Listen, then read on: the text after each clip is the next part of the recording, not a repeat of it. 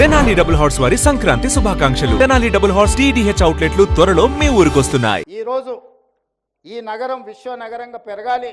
పదే పదే చాలా సందర్భాల్లో చర్చలు వచ్చినప్పుడు ఆంధ్రప్రదేశ్తో పోటీ పడదాం, మనకంటే అమరావతి ముందుకెళ్తుంది. మనం అమరావతితోని ఆంధ్రప్రదేశ్తోనే ఏందా పోటీ పడేది? ప్రపంచంతోనే పోటీ పడదాము. న్యూయార్క్ లేదా, టోక్యో లేదా, దుబాయ్ లేదా, ఈ నగరాలతో పాటు మౌలిక వసతులను పెంపొందించుకుంటే ప్రపంచంతో పోటీ పడే శక్తి తెలంగాణ ప్రజలకు ఉన్నది. అంత ఆలోచన చేయగలిగిన, ముందుకు నడిపించగలిగిన నాయకత్వం ఉన్నది.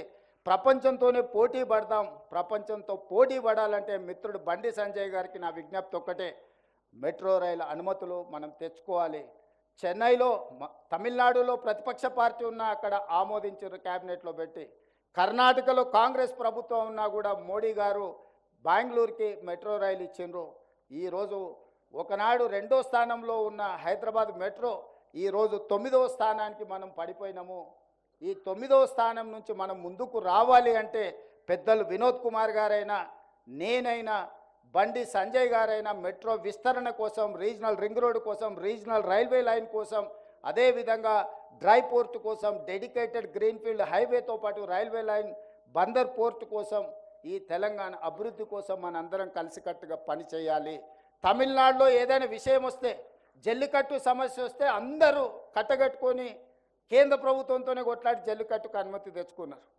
తమిళనాడులో ప్రమాణ స్వీకారం చేస్తే 39 మంది పార్లమెంట్ సభ్యులు తమిళ్లోనే ప్రమాణ స్వీకారం చేశారు. కానీ అక్కడ రాజకీయాలు పూర్తిగా పార్టీల పరంగా విడిపోయి ఉంటాయి. కానీ వాళ్ళ రాష్ట్ర విషయం వచ్చినప్పుడు, వాళ్ళ సంస్కృతి, వాళ్ళ భాష విషయం వచ్చినప్పుడు 100కి 100% ఒక్కటే అయిపోతారు. మనం కూడా తెలంగాణ విషయంలో పెద్దలు కిషన్ రెడ్డి గారు వస్తారనుకున్న వారు వచ్చినుంటే వారికి విజ్ఞప్తి చేసేవాడిని. రాబోయే క్యాబినెట్లో మనం మెట్రో రైలు, ఎందుకంటే క్యాబినెట్ అప్రూవల్ ఉండడం ద్వారా మనం కేంద్ర ప్రభుత్వం సహకారం అందితే వేగంగా ఈ నగరాన్ని అభివృద్ధి చేసుకోవచ్చు.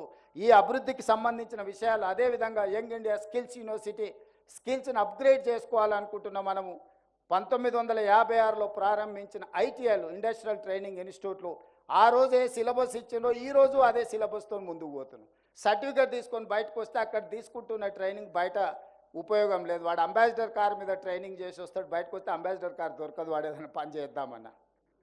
అందుకే ఈ మధ్యకాలంలో టాటా సంస్థతో మాట్లాడి ఈ తెలంగాణ రాష్ట్రంలో ఉన్న 65 ఐటీఐలతో పాటు ఇంకొక 10 కలిపి 75 ఐటీఐలను 75 శాసనసభ నియోజకవర్గాలలో వాటిని అప్గ్రేడ్ చేయడానికి, ఈ ఐటీఐలను అడ్వాన్స్డ్ టెక్నాలజీ సెంటర్స్గా మార్చి ఈరోజు ప్రపంచంతో పోటీ పడి వాళ్ళకు పని కల్పించడానికి, సాంకేతిక నైపుణ్యాన్ని అందించడానికి అవసరమైన సిలబస్ని, అవసరమైన సాంకేతిక నైపుణ్యాలను అన్నిటిని కూడా ఏర్పాటు చేయడానికి ఇప్పుడు టాటాతోని మనం జాయింట్ వెంచర్ చేసిన తెలంగాణ రాష్ట్ర ప్రభుత్వం.